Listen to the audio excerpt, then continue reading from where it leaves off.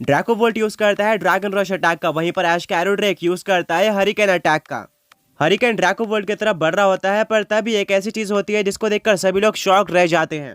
एरोड्रेक के बॉडी से thunder wave बाहर आती है। वो पैरालाइज होने के चलते हरिकेन अटैक यूज नहीं कर पाता। ऐश को बिलीव नहीं होता है ये सबसे ज्यादा इंपॉर्टेंट मूवमेंट था और पूरे के पूरे बैल को डिफाइन कर सकता था। पर अभी भी एक ट्विस्ट बाकी था। ड्रैको वोल्ट यूज करता है ड्रैगन रश का, जो कि एरोड्रेक की तरफ नहीं बढ़ता, बल्कि वो पीछे मुड़कर ड्रैको वोल्ट के ऊपर हिट कर जाता है और एक बहुत ज्यादा बड़ा एक्सप्लोजन होता है। ड्रैको वोल्ट एक इलेक्ट्रिक और ड्रैगन टाइप पोकेमॉन था जिसके ऊपर ड्रैगन टाइप अटैक जैसे कि ड्रैगन रश सुपर इफेक्टिव थे। आज तक ऐसा कुछ फाइनल अटैक में नहीं हुआ था। ड्रैकोस और ऐश दोनों ही नर्वस होते हैं। किसी को भी समझ में नहीं आ रहा था कि ये सब क्या हो रहा है। धीरे धीरे करके स्मोक हटता है और देखने को मिलता है कि एरोड्रेक और ड्रैको वोल्ट दोनों ही बहुत ज्यादा वीक हो चुके हैं। एरोड्रेक के विंग्स और लेग्स इंजर्ड हो चुके थे। उसके बॉडी से थंडर वेव बाहर आती है और उसका बैलेंस भी बिगड़ जाता है। ऐश बोलता है एरोड्रेक नहीं, तभी एरोड्रेक अपने आप को किसी तरह से संभाल लेता है और नीचे नहीं गिरता। दूसरी तरफ ड्रैको वोल्ट, जो कि अभी तक काफी स्ट्रॉन्ग लग रहा था, वो जमीन पर गिर जाता है। ऐश और एरोड्रेक दोनों की सांसें काफी तेज चल रही थी। रेफरी आता है और चेक करके डिक्लेयर कर देता है कि ड्रैको वोल्ट अब आगे बैटल नहीं कर सकता। ड्रैकोस के सारे 6 पोकेमॉन्स डिफीट हो चुके हैं। वहीं पर ऐश के पास अभी भी 2 पोकेमॉन्स यानी कि एरोड्रेक और ड्रैकुनोस बचे हुए हैं, यानी कि ऐश इस बैटल का विनर है। सिर्फ और सिर्फ बैटल का नहीं बल्कि ड्रैकोस छठा इलाइट 6 मेंबर था, यानी कि ऐश ने सारे के सारे इलाइट 6 को डिफीट कर दिया है और चैलेंज को पास कर लिया है। अब वो आगे बढ़ सकता है और चैंपियन से बैटल कर इस रीजन का चैंपियन बन सकता है। ऐश बहुत ही ज्यादा खुश होता है और वो भागकर एरोड्रेक के पास जाकर उसको गले लगा लेता है। ये एरोड्रेक की पहली बैटल थी एंड उसमें भी एरोड्रेक ने अपना पूरा बेस्ट दिया था। उसने ड्रैकोस के 2 लेजेंडरी पोकेमॉन्स को लगातार हराया था, जो कि एक काफी ज्यादा बड़ी बात थी। ड्रैकोस पूरी तरह से कॉन्फिडेंट था कि वो ऐश को डिफीट कर देगा, पर अब वो पूरी तरह से शॉक्ड हो चुका था। उसको बिल्कुल भी समझ में नहीं आ रहा था कि उसका ड्रैको वोल्ट कैसे हारा। ब्रॉक बोलता है कि ऐश का एरोड्रेक पैरालाइज होने के चलते हरिकेन अटैक का यूज नहीं कर पाता। यहाँ पर ड्रैकोस और उसके ड्रैको वोल्ट के पास एक गोल्डन चांस था। वो इजीली ड्रैगन रश अटैक का यूज करके ऑलरेडी वीक एरोड्रेक को डिफीट कर सकते थे, जिससे ऐश के पास सिर्फ और सिर्फ एक ही पोकेमॉन बचता और वो भी सुपर वीक ड्रैकुनोस था। ये बैटल ऐश आसानी से हार जाता और चैंपियन से बैटल नहीं कर पाता, बट फिर रोल आता है कंफ्यूजन का। अगर तुम्हें याद नहीं है तो इस अटैक के पहले ड्रैको वोल्ट ने काफी सारे आउटरेज अटैक का यूज किया था, जिससे एरोड्रेक को काफी डैमेज पड़ता है। ऐसा लग रहा था कि यहाँ पर ड्रैको वोल्ट आगे हो चुका है, बट यही ड्रैकोस की सबसे ज्यादा बड़ी गलती साबित होती है, क्योंकि लगातार आउटरेज यूज करने के बाद पोकेमॉन कंफ्यूज हो जाते हैं एंड वो अपने ऊपर ही अटैक करने लगते हैं।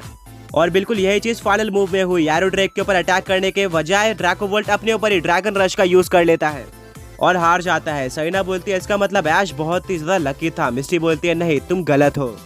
ऐश का एरोड्रेक भी पैरालाइज था। ऐश ने पूरी मेहनत करके ये बैटल जीती है। वो इस बैटल को जीतना डिजर्व करता था। ऐश और एरोड्रेक बहुत ही ज्यादा खुश होते हैं। दूसरी तरफ ड्रैकोस अपने ड्रैको वोल्ट को पॉकीबॉल के अंदर वापस लेता है और बोलता है तुमने फाइट करने में कोई भी कमी नहीं छोड़ी थी, हम इजीली इस बैटल को जीत सकते थे। एनीवे, मैं अभी भी काफी खुश हूँ क्योंकि ऐश जैसा जेन्युइन पोकेमॉन रेयर ये बैटल जीता है। ड्रैकोस ऐश की तरफ बढ़ता है और बोलता है ऐश तुम अलग थे, ज्यादातर पोकेमॉन रेयर्स तो मुझ तक पहुंच ही नहीं पाते और जो पहुंच जाते हैं वो प्रेशर में आकर हार जाते हैं। मैंने तुम्हारे एरोड्रेक को पैरालाइज कर दिया था। ड्रैकुनोस भी सुपर वीक हो चुका था। तुम्हारा one of the strongest legendary Pokemon Mewtwo हार चुका था, बट फिर भी तुमने हार नहीं मानी। तुम कॉन्फिडेंट रहे और लास्ट में तुम्हारे एरोड्रेक ने मेरे ड्रैको वोल्ट को डिफीट कर दिया, जो कि क्लियरली पूरे बैटल में आगे था, पर लास्ट में कंफ्यूजन के चलते वो हार जाता है। ये कोई लक नहीं था बल्कि तुम अपने मेहनत से जीते हो। ऐश ड्रैकोस की तरफ देखता है और काफी इमोशनल हो जाता है। वो अपने एरोड्रेक के शोल्डर पर हाथ रखता है और बोलता है कि मैं अपने पोकेमॉन्स के बिना ये नहीं कर पाता। इन पोकेमॉन्स के चलते ही मैं इतना आगे आ पाया हूँ। ड्रैकोस एक स्माइल देता है और बोलता है कि यही रीजन है कि तुम ये बैटल जीत चुके हो। तुम अपने पोकेमॉन्स के ऊपर भरोसा करते हो और बदले में तुम्हारे पोकेमॉन्स तुम्हें बैटल जिताकर देते हैं और तुम पर और भी ज्यादा भरोसा करते हैं। बैटल के स्टार्टिंग में ड्रैकुनोस बहुत ही ज्यादा वीक था। वो पहले से ही काफी सारे स्ट्रॉन्ग पोकेमॉन से हैवी डैमेज लेकर आ रहा था, बट फिर भी उसने मेरे फर्स्ट पोकेमॉन को डिफीट किया, जो कि काफी ज्यादा बड़ी बात है। म्यूटू, जिसको अभी तक तुमने यूज भी नहीं किया था और वो रेस्ट कर रहा था, वो फाइनली इस फाइट में बाहर आता है और मैंने बिल्कुल भी एक्सपेक्ट नहीं किया था कि वो मेरी आधी टीम यानी कि 3 पोकेमॉन को डिफीट कर देगा। उसकी पावर अनबिलीवेबल थी। यहाँ आगे जाकर मैं उसको डिफीट कर देता हूँ, बट वो मुझे बैटल में काफी पीछे कर जाता है। एंड फाइनली एरोड्रेक ड्रैकोस हंसता है और बोलता है कि इस पोकेमॉन के बारे में मैं क्या ही कह सकता हूँ। ये एक मॉन्स्टर है। इसने बैक टू बैक मेरे 2 लेजेंडरी पोकेमॉन्स ड्रेडवर्म और ड्रैको वोल्ट को डिफीट किया था। ये दोनों ही मेरे सबसे स्ट्रॉन्ग पोकेमॉन्स हैं। ज्यादातर पोकेमॉन ट्रेनर्स को इन दोनों में से एक पोकेमॉन को डिफीट करने में भी कम से कम 2 पोकेमॉन्स लग जाते हैं। आज तक किसी भी पोकेमॉन ने इन दोनों पोकेमॉन्स को अकेले डिफीट नहीं किया था, इसीलिए मैं काफी कॉन्फिडेंट होता हूँ कि मैं तुम्हें डिफीट कर सकता हूँ, पर एरोड्रेक ने मुझे गलत साबित कर दिया। ऐश एरोड्रेक की तरफ देखता है और बोलता है एरोड्रेक के विंग्स और पैर इंजर्ड हो चुके थे।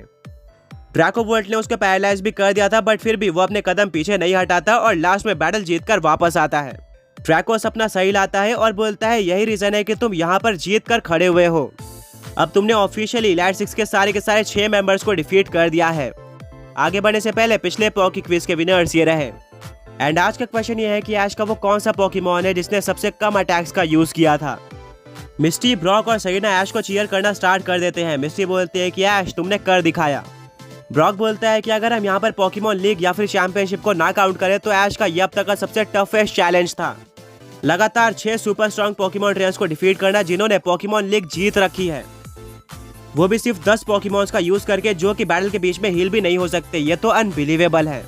ऐश ने ये जीत अर्न की है। तभी स्टेडियम ग्लो करना स्टार्ट कर देता है। ऐश और उसके फ्रेंड्स बोलते हैं ये क्या हो रहा है। ड्रैकोस एक स्माइल देता है और बोलता है कि इसका मतलब यह है कि चैंपियन ने तुम्हें देख लिया है और अब वो तुम्हारे आने का वेट कर रहा है। ऐश पूरी तरह से शॉक रह जाता है, उसकी धड़कनें तेज हो जाती है। ऐश बोलता है बट मैं चैंपियन से कैसे बैटल कर पाऊंगा। ड्रैकोस बोलता है फिलहाल के लिए तुम्हारे सारे पोकेमॉन बहुत ज्यादा वीक हो चुके हैं। इलाइट 6 से बैटल करने के बीच में तुम उनको हील नहीं कर सकते थे, बट अब क्योंकि तुमने हम सबको डिफीट कर दिया है, अब तुम्हें इस बंकर में एक पोकेमॉन सेंटर दिख जाएगा जहां पर तुम अपने सारे के सारे 10 पोकेमॉन्स को हील कर सकते हो और अब वो दोबारा से फिट हो जाएंगे। एक बार तुम्हारे पोकेमॉन्स फिट हो जाते हैं तो तुम्हें इस बंकर से बाहर जाना है, जहां पर तुम्हें एक मैसिव ब्लैक कलर की स्पेसशिप देखने को मिलेगी जहां पर कोई भी पोकेमॉन ट्रेनर नहीं पहुंच सकता है। ये सुनकर मिस्टी की आंखें खुली की खुली रह जाती है और बोलती है क्या तुम उसी स्पेसशिप की बात कर रहे हो जो कि हमने कुछ टाइम पहले देखी थी। इस बंकर में आने से पहले सेरेना रिप्लाई करती है हाँ, ऐश ने अपने चार्जार्ड का यूज करके वहां पर पहुंचने की कोशिश भी करी थी, बट वो फेल हो गया था। ब्रॉक बोलता है कि इसका मतलब यह है कि चैंपियन इतने टाइम से उसी स्पेसशिप में था और हमें इसका अंदाजा भी नहीं लगा। ड्रैकोस अपना सही लाता है और बोलता है कि एट्रो रीजन कोई नॉर्मल रीजन नहीं है एंड इसीलिए यहाँ की चीजें भी बिल्कुल नॉर्मल नहीं है। चैंपियन उसी स्पेसशिप में रहता है। उस स्पेसशिप में सिर्फ और सिर्फ वही पोकेमॉन ट्रेनर सेंटर कर सकते हैं जिन्होंने इलाइट 6 को डिफीट किया हो और चैंपियन ने उनको बुलाया हो। ऐश बोलता है बुलाया हो, चैंपियन ने तो अभी तक हमें नहीं बुलाया। ड्रैकोस बोलता है कुछ टाइम पहले ये पूरे का पूरा स्टेडियम ग्लो हुआ था, इसका मतलब यह है कि चैंपियन ने तुम्हें एक्नॉलेज कर लिया है और अब वो तुम्हें फाइट करने के लिए चैलेंज दे रहा है। उन्हें स्ट्रॉन्ग पोकेमॉन ट्रेनर से बैटल करना बहुत ज्यादा पसंद है। रेडी हो जाओ, अब तुम बाहर जाकर चैंपियन से बैटल कर सकते हो। ऐश और इसके फ्रेंड्स एग्जिट गेट से बाहर आ जाते हैं।